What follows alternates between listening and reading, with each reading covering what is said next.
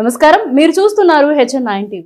తిరుపతి జిల్లా వాకాడు మండల పరిషత్ కార్యాలయం నందు ఎంపీడీఓ తోట గోపీనాథ్ పర్యవేక్షణలో ముఖ్యమంత్రి వైఎస్ జగన్మోహన్ రెడ్డి ప్రతిష్టాత్మకంగా చేపట్టిన జగనన్న లేఅవుట్లకు గ్రామ సచివాలయ పరిధిలో రిజిస్ట్రేషన్లు నిర్వహిస్తున్నట్లు తెలిపారు. ఈ కార్యక్రమం గురించి ఎంపీడీఓ గోపీనాథ్ మీడియాతో మాట్లాడుతూ ఆంధ్రప్రదేశ్ ప్రభుత్వం ప్రతిష్టాత్మకంగా చేపట్టిన గొప్ప నిర్ణయమని, ఇంతకు ముందు రిజిస్ట్రేషన్ చేసుకోవాలంటే సబ్ రిజిస్టర్ కార్యాలయానికి వెళ్లి రిజిస్ట్రేషన్ చేసుకునే విధంగా ఉండేదని, ప్రస్తుతం వైఎస్ జగన్మోహన్ రెడ్డి సచివాలయ పరిధిలోని పంచాయతీ కార్యదర్శులను సబ్ రిజిస్టర్లుగా ఉత్తర్వులు జారీ చేసినట్లు తెలిపారు. వారి ఆదేశాల మేరకు ఈ రోజు జగనన్న లేఅవుట్లకు సచివాలయ పరిధిలోని రిజిస్ట్రేషన్ కార్యక్రమం నిర్వహిస్తున్నామని, అందులో భాగంగా వాకాడు మండలంలో 33 లేఅవుట్లకు సంబంధించి 949 మంది లబ్ధిదారులకు పట్టాలిచ్చి ఈకేవైసీ చేయడం జరిగిందని, అందులో జిల్లాలోనే హైయెస్ట్ గా నిన్న ఒక్కరోజు 231 రిజిస్ట్రేషన్లు చేయడం జరిగిందని ఆయన తెలిపారు. ఈ కార్యక్రమంలో వీఆర్ఓలు అరుణ, చిరంజీవి, కార్యాలయ సిబ్బంది మరియు లబ్ధిదారులు పాల్గొన్నారు.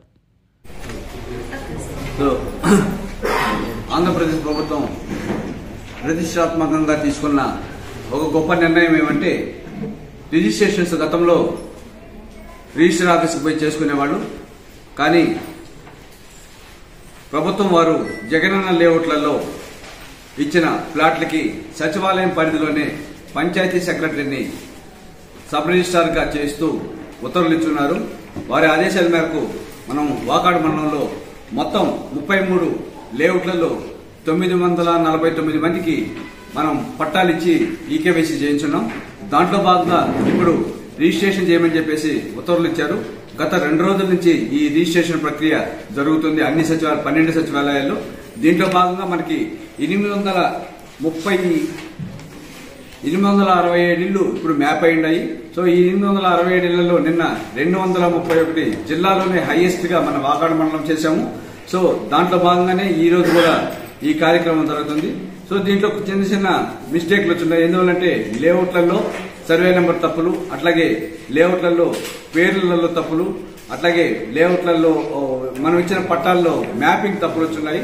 సో ఇవన్నీ మేము హోల్డ్ లో పెట్టాము. ఇది మళ్ళా కలెక్టర్ గారికి పంపిస్తున్నాము. కలెక్టర్ గారి నుంచి మనకి రెక్టిఫై వస్తే ఈ మిగతా వాళ్ళకు కూడా ఈ లేఅవుట్ రిజిస్ట్రేషన్ జరుగుతుంది. సో ఈ రిజిస్ట్రేషన్ డాక్యుమెంట్లు ఒక 2-3 రోజుల్లో రిజిస్టర్ బాండ్ మనకి కలెక్టర్ ఆఫీస్ నుంచి మనకి సప్లై చేస్తున్నారు.